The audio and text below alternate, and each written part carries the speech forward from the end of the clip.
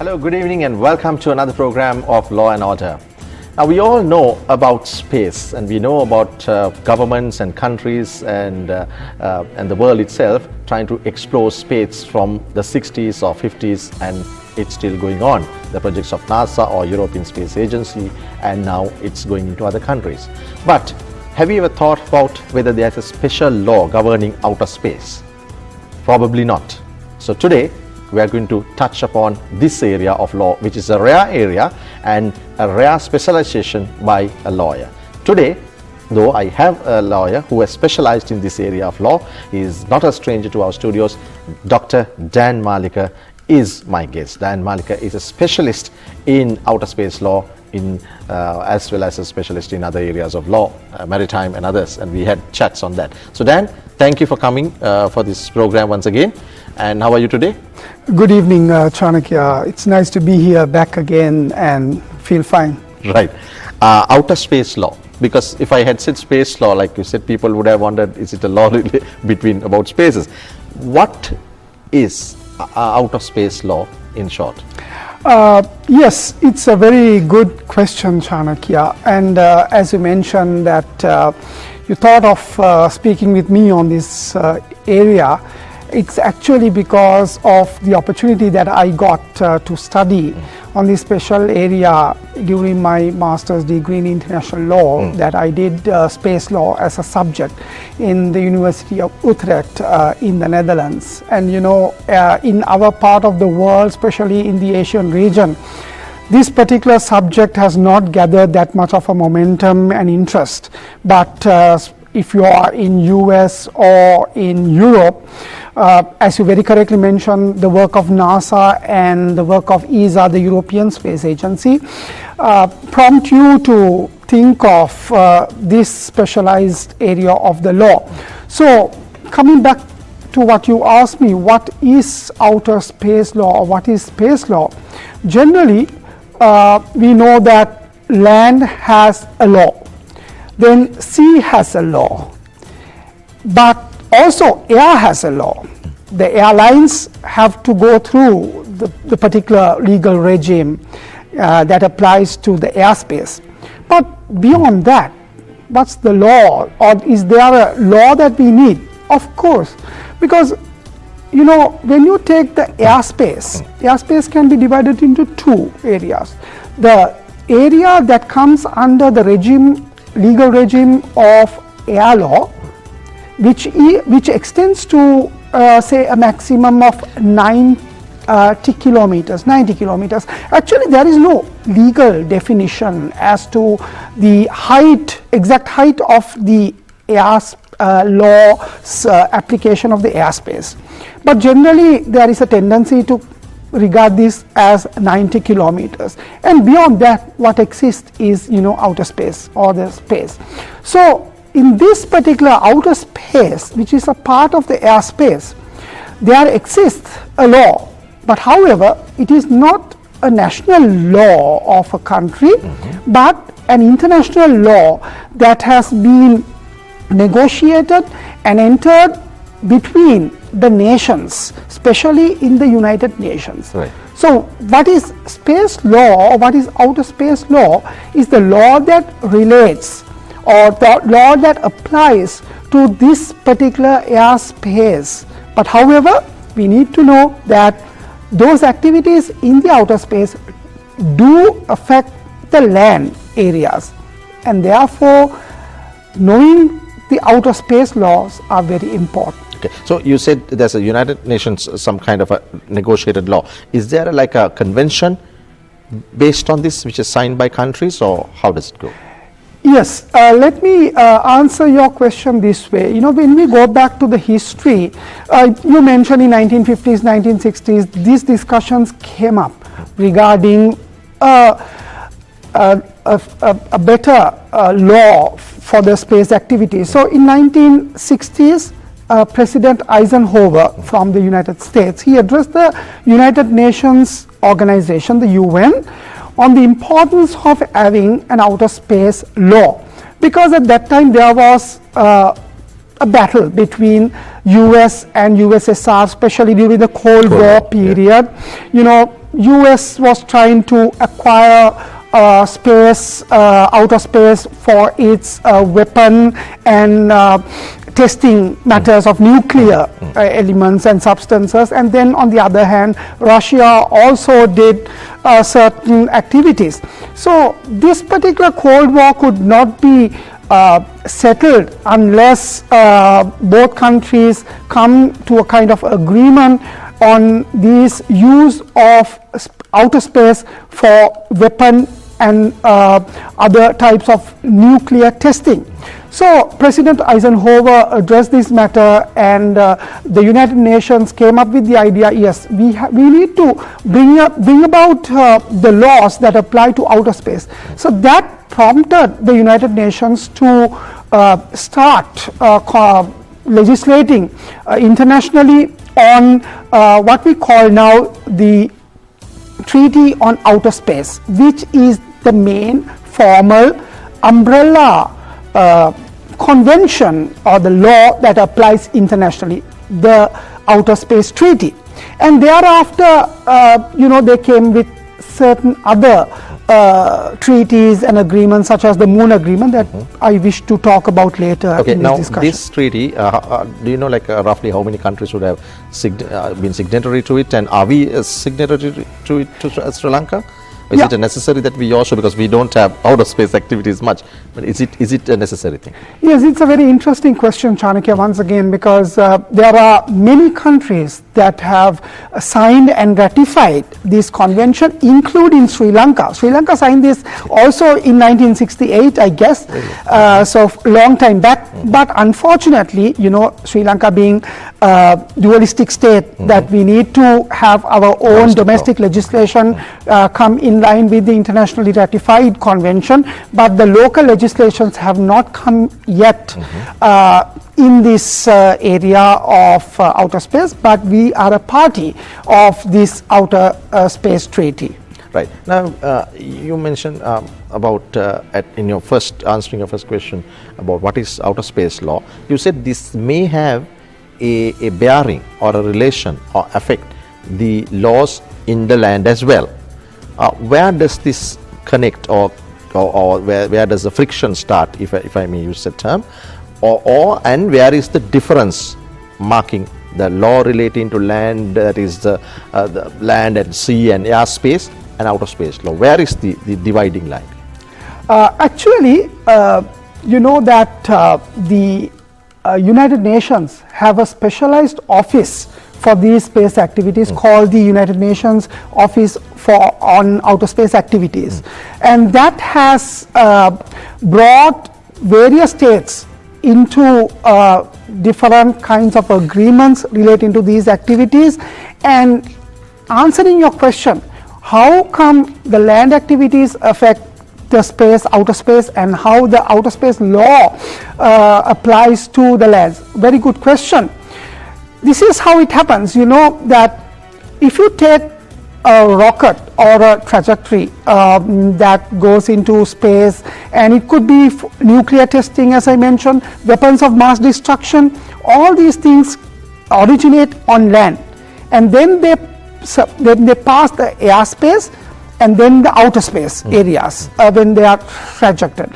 So in that case, whatever the object that is sent to space, it could be some nuclear weapon, or it could be a rocket, it could be even the International Space Station that is functioning right now on outer space.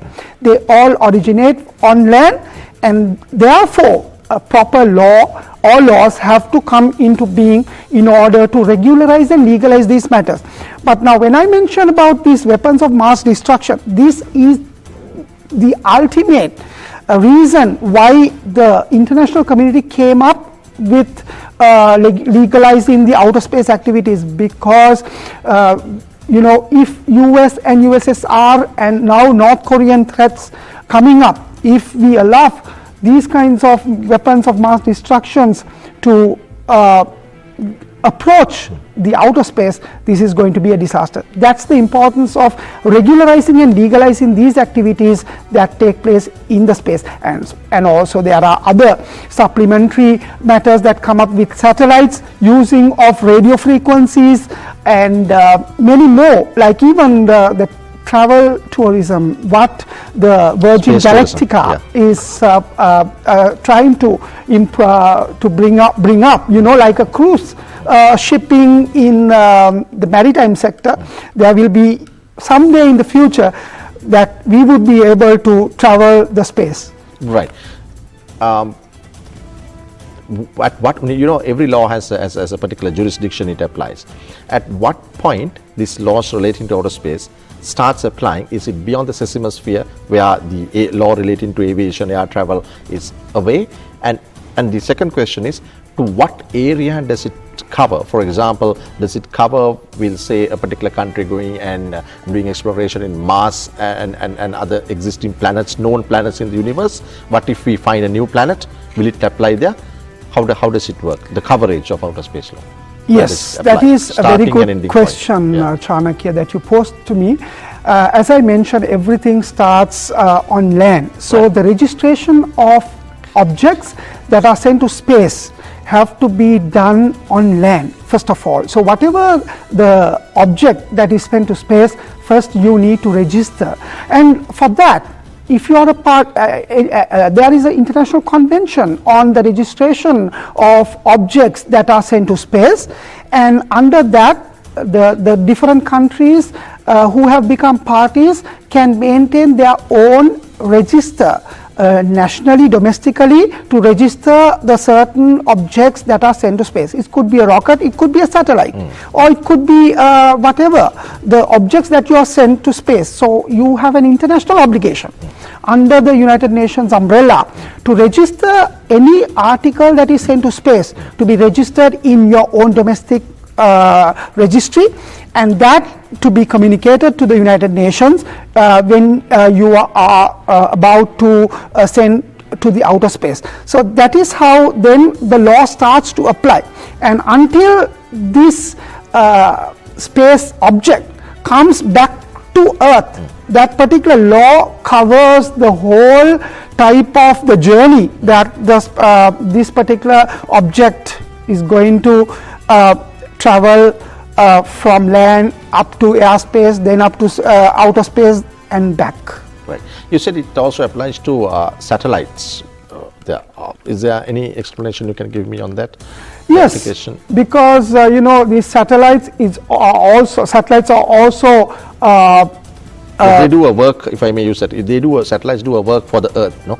They do a work for, overall, they do work. That's what I mentioned, Chanakya, that the radio transmission, right, is directly connected with the satellites, and many transmission, not only radio, but also this remote sensing. If you have heard of this word, remote sensing, which means that from a particular satellite, you can sensor the entire world. You get all the graphics, the 3D, it could be seismic surveys, even the seabed you can now seismically survey through remote sensing. So all these things come within the purview of outer space law, that the satellites are all governed by the outer space law, and the states that have registered these satellites in their domestic registry have to be liable for whatever the damages or whatever the objections that come up. Especially now, if you take, for example, there could be situations where these radio transmissions collide with each other. Right. Like, for example, now Sri Lanka has not yet sent a satellite to the outer space, but other countries that do have sent satellites, the transmission may collide with each other's transmission. So in that case, it's again, you need to solve these matters by the application of the outer space law or the outer space treaty and the other areas. So therefore, these things are there to solve these matters. Now not only these colliding of these transmissions, but also take the space debris debris is also pollution. Right. Right. Likewise, we have pollution on land. There's much pollution at outer space. Right. The debris of the various objects or vehicles and other satellites that appear in the outer space, these are liabilities of states. So the state that has sent such an object to the space are in turn liable for whatever the debris that has been generated out of that. And one more interesting area that I want to touch upon is that the outer space cannot be appropriated by any country. Right. You can't have that is exactly what I was going to ask you. What are the entitlements and liabilities of states and people in outer space? So you're answering that now. I think I covered you can't own by any country. No, I think I cover the liability aspect. So rights in the sense that you can't occupy the outer space. Right. What we call in law the res nullius area status. But also there is a doctrine called rex extra commercium. Right? The outer space cannot be acquired by one country. Cannot be occupied by one country. So whoever who travels to outer space and do research in the outer space have to share them among all the states in the world. Right. Especially the parties of the Outer Space Treaty. Right. So now that is the reason why most of the states have become parties of the outer space, including Sri Lanka, because we are entitled to obtain whatever the results of the scientific research that take place in the outer space. And also I would like to say that now moon, if you take the moon for example, now moon has its own treaty agreement, as I mentioned, among the states, which means that the moon cannot be acquired by any country, but whoever who goes to the moon and extract whatever the things that they want to get for research or conduct research on the moon itself on land needs to share all those information with the rest of the other country member states, because moon is considered the common heritage of mankind. Now this is a very important legal doctrine, common heritage of mankind. That means that whatever is there in the moon have to be commonly and equitably shared between the states and their mankind. Okay, has such a treaty not been written, treaty or some law written on behalf of other planets like Mars and Saturn and other, because we are exploring Mars, we are not the world. It has not been thought of that way. Not been thought of that way, because you know that the moon is the closest celestial body to us, to our world Earth.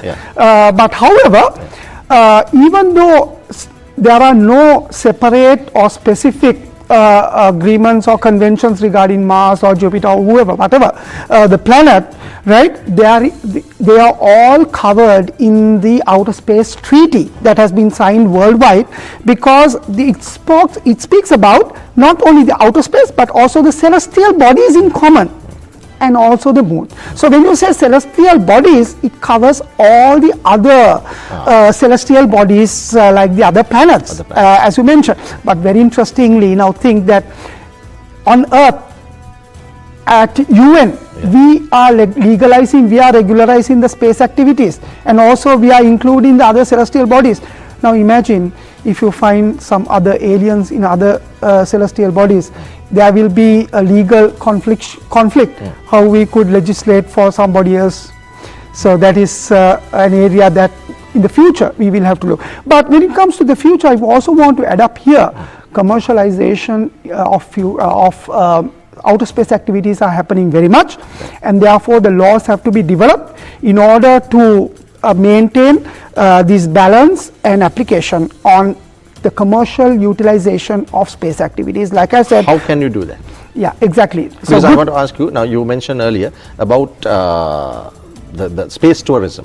I think it is being tested now. Am I correct? Or yes, nobody has gone as a space tourist so far. Exactly, especially gone, right? The Virgin Atlantic or the Virgin. But nobody has gone so far. Has anybody gone as a space tourist? No. Has gone, but to International Space Station they used to take, but it's a kind of not like a tourist in fact, but they have taken. But you're working on that. Okay. Yes. So when you do that, competitive companies will come with competitive business, and there may be space hotels and all that kind of thing. So what is the law thinking, at least internationally, of commercial distribution or equal distribution or commercial utilization of space? Yeah, that is why I told you, Chanakya, that since the outer space cannot be occupied or appropriated by any country, we need to have some sort of agreement commercially where these kinds of commercial activities could take place, and then the countries to operate these types of space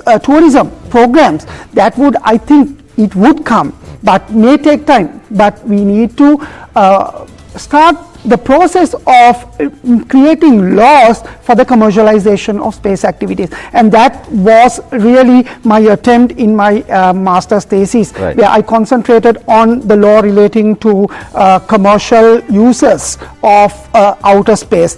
But also, you know, when it comes to military affairs, as I mentioned, disarming of outer space is also very important, and to make space, outer space, a peaceful place, like in the United Nations Charter, you know, it's mandatory to maintain peace and order also in the replication of Earth. In the outer space. Yes. So, is there any sort of working done, like a draft paper or draft convention on this, like on the areas that you said about commercial proper utilization of outer space? Not yet. No, there are certain documents that have been done, especially multilateral agreements, bilateral agreements, but in the United Nations, which is really the custodian of all these activities, nothing has come beyond what I said regarding the commercial users for these conventions and so forth. But several universities are working on that, especially the McGill University in Canada. Then in Netherlands, they have the very famous universities, Leiden, working on these European Space Agency. NASA is working on this, because they are the ones who are into the commercial fields. But also, I would like to say that we have to give gratitude to a Sri Lankan in this, because he headed the United Nations Space Office called Dr. Nandasuri Jasunthiliana, and he's retired now, but he was heading this space legal division of the United Nations, and he did yeoman service in this. So we need to, as Sri Lankans, pay him gratitude for his work with these types of activities, especially with also the commercial activities, commercial legal lawmaking. Right. What are your final thoughts to people who want to get involved in this area of law? Is there scope for lawyers? Is there scope for people get involved in outer space law, or is it just another academic thoughts at the moment? No, I won't say that it's an academic thought, because you know that this is an area of the law that is developing. But I don't know during our lifetime whether it would be a reality in this country. But obviously in other countries, this is much in operation. There's a lot of research taking place, a lot of thought-provoking think tanks being created on this. There are a lot of developments, there are a lot of drafts that are coming up, but unfortunately not in Sri Lanka. So I would say, I would advise law students to take up these things as a challenge, because, you know, in our legal studies, I always express my opinion that we are still traditionally thinking, you know, we are not thinking out of box. And you know about me that I always wanted to think out of box. I did space law, I did maritime law, which have really benefited me in pursuing. But I want to say to the younger generation, to the next generation, do these kinds of, you know, new vistas, get into new vistas of the legal spectrum and think out of box. These are the futures of especially those who want to aspire in a legal career abroad.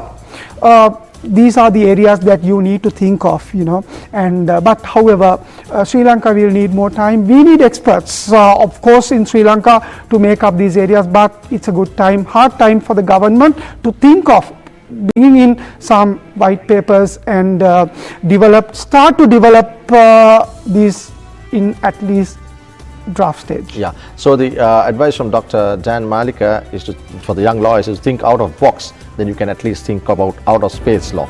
Dr. Dan Malika, thank you very much for joining us. Thank you very much. On Law and Order today. and we wish you success in whatever you do in the future.